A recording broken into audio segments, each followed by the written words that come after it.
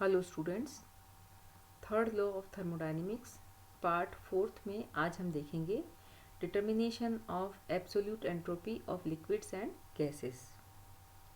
ऊष्मा गतिकी के तृतीय नियम से किसी टेम्परेचर पर गैसों तथा द्रवों की परम एंट्रोपी का निर्धारण किस प्रकार से किया जाता है वो आज के हम लेक्चर में डिस्कस करेंगे। प्रत्येक कंडीशन में एब्सोल्यूट ज़ीरो टेम्परेचर पर किसी भी सब्सटेंस की क्रिस्टलीय सॉलिड स्टेट को आधार माना जाता है, क्योंकि इसकी परम एंट्रोपी या एब्सोल्यूट एंट्रोपी जो है वो ज़ीरो होती है। अतः सब्सटेंस की जो कुल एब्सोल्यूट एंट्रोपी किसी दी हुई स्टेट तथा दिए गए टेम्परेचर पर एंट्रोपी में जो चेंजेस होते हैं, एंट्रोपी परिवर्तन के योग के बराबर होती है। जब कोई सब्सटेंस एब्सोल्यूट ज़ीरो पर सॉलिड स्टेट से किसी टेम्परेचर पद की दी गई अवस्था को प्राप्त करता है। अब मान लीजिए कि 25 डिग्री सेल्सियस और एटमॉस्फेरिक प्रेशर पर किसी गैस की हमें एब्सोल्यूट एंट्रोपी फाइंड आउट करनी है। तो हम यहाँ पर जो नीचे हम देखेंगे जो प्रोसेस हैं वो उन सभी में हो रही एंट्रोपी में जो परिवर्तन होगा उसके योग के बराबर होगी, और जहाँ पर कि प्रत्येक परिवर्तन या प्रत्येक कन्वर्जन रिवर्सिबल होगा। तो हम सबसे पहले देखेंगे कि किस प्रकार से जब किसी क्रिस्टलाइन सॉलिड को एब्सोल्यूट ज़ीरो टेम्परेचर से उसके फ्यूज़न पॉइंट तक गर्म किया जाता है। तो देखिए यहाँ पर कि T इक्वल टू ज़ीरो है और T इक्वल टू TF है। TF है यहाँ पर melting point of the solid. किसी भी सॉलिड या ठोस का गलनांक जो TF कहलाएगा। तो जब किसी क्रिस्टलाइन सॉलिड को एब्सोल्यूट ज़ीरो टेम्परेचर से उसके फ्यूज़न पॉइंट तक गर्म किया जाता है, तो जो एंट्रोपी में परिवर्तन होगा वो डेल्टा S1 से हम इसको डिनोट करेंगे, और उसकी वैल्यू इक्वेशन नंबर 1 में यहाँ पर दिखाई गई है। Temperature T equal to zero से T इक्वल टू TF तक होगा। तो यहाँ पर CP क्या है? CP जो है वो यहाँ पर ठोस की ऊष्माधारिता है। This is the heat capacity of solid है। तो the value of the delta S1 can be calculated according to this equation.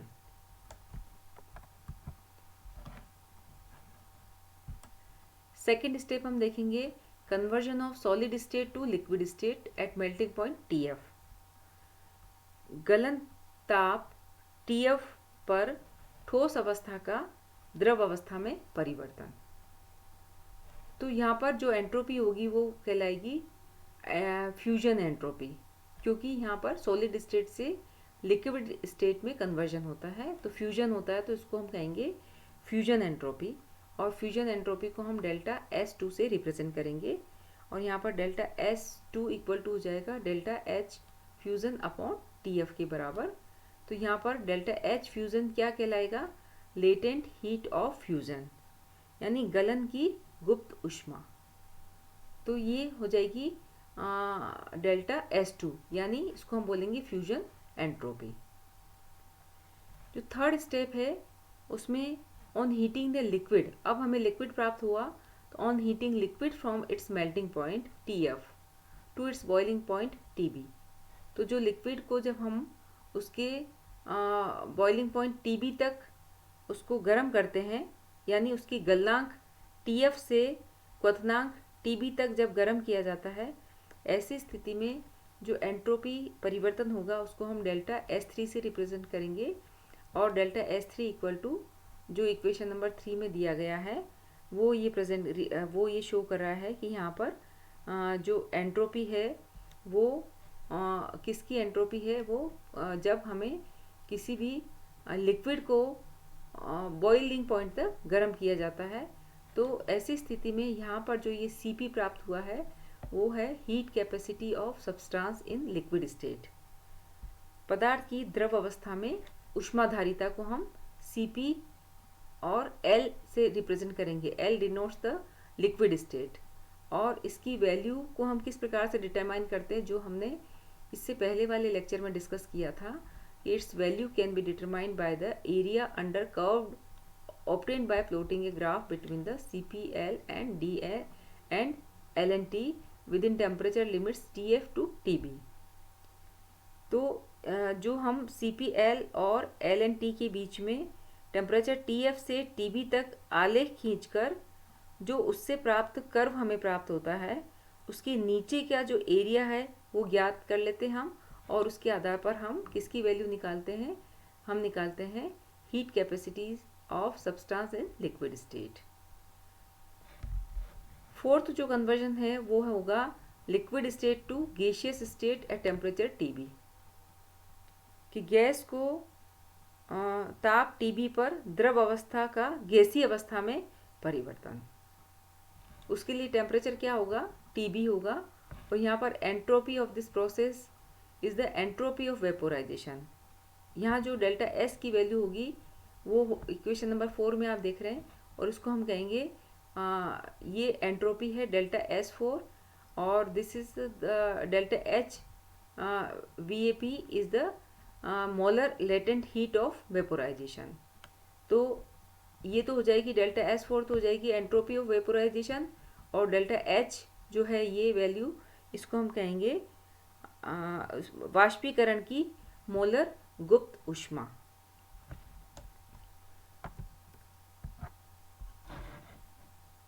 Next है फिफ्थ स्टेप, जिसमें हम क्या करेंगे कि गैस को TB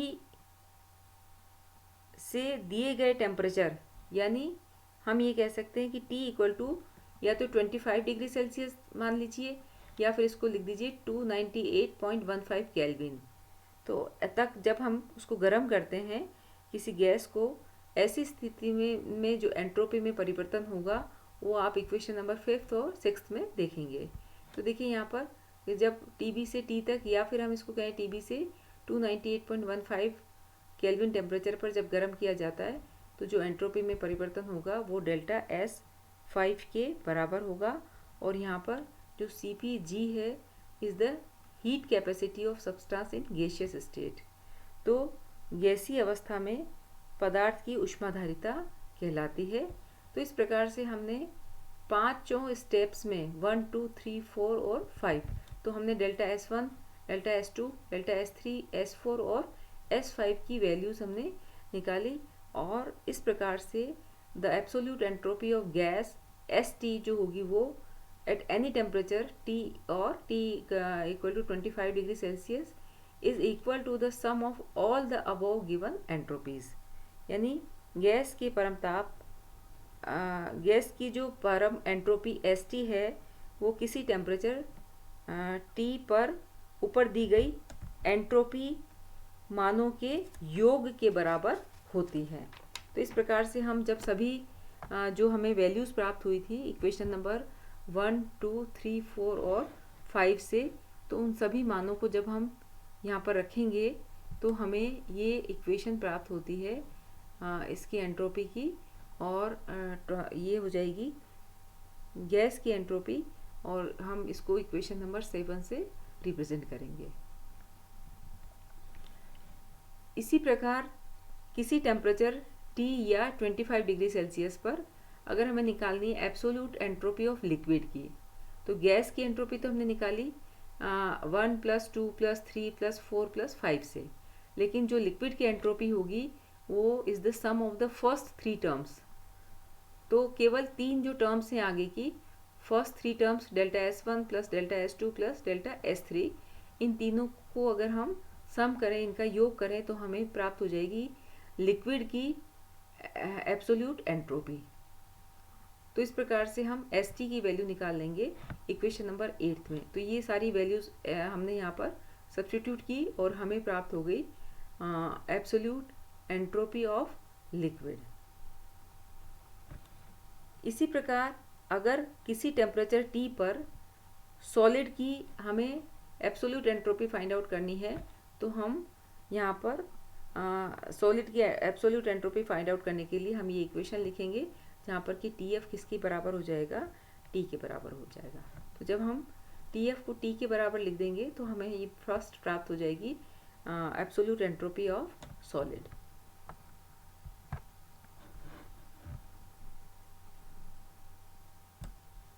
अब आप देखेंगे कि यदि टेम्परेचर T इक्वल टू 0 और T इक्वल टू TF के बीच सॉलिड में अगर क्रिस्टलाइन कन्वर्जन हो तो ट्रांजिशन एंट्रोपी को हम इक्वेशन नंबर 7 से फाइंड आउट कर सकते हैं।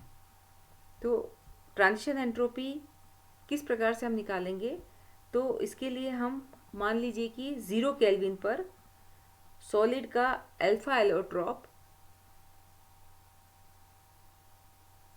टेम्परेचर टीटी पर बीटा एलोट्रॉप में कन्वर्ट होता है। टेम्परेचर 0 केल्विन पर जो अल्फा एलोट्रॉप है किसी भी सॉलिड का, वो बीटा एलोट्रॉप में कन्वर्ट होता है।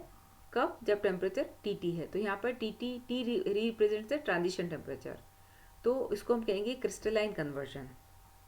तो इक्वेशन जो 7 हमें प्राप्त हुई थी, उस इक्वेशन 7 में जो फर्स्ट पद होगा वो प्रथम पद निम्नलिखित जो 3 पदों से सब्स्टिट्यूट हो जाएगा, क्योंकि यहाँ पर सॉलिड का पहले कन्वर्जन होगा ट्रांजिशन टेम्परेचर से एक एलोट्रॉप से दूसरे एलोट्रॉप में। तो ये जो फर्स्ट स्टेप होगी वो 3 स्टेप से मिलके बनी होगी। तो इस प्रकार से जो इक्वेशन नंबर 7 से हमें जो प्राप्त हुआ है उसको हम हमारी जो मेन इक्वेशन है उसमें सब्स्टिट्यूट करेंगे तो हमें इक्वेशन नंबर 10 प्राप्त हो जाएगी। तो 10 क्या रिप्रेजेंट कर रही है कि पहले सॉलिड का क्रिस्टलाइन कन्वर्जन हुआ है और उसके बाद ये अगली जो 5 स्टेप्स हैं वो हमने यहाँ पर लिखी हैं, और इस प्रकार से एक कंप्लीट एंट्रोपी परिवर्तन को यह रिप्रेजेंट करती है। तो स्टूडेंट्स, हमने इससे प्रीवियस लेक्चर में हमने देखा था कि सॉलिड की जो एब्सोल्यूट एंट्रोपी है वो किस प्रकार से डिटरमाइन की जाती है, और आज हमने देखा कि अगर लिक्विड या गैस है तो उसकी एब्सोल्यूट एंट्रोपी का डिटर्मिनेशन हम थर्ड लॉ का यूज़ करके हम कैसे करते हैं। तो थैंक यू वेरी मच।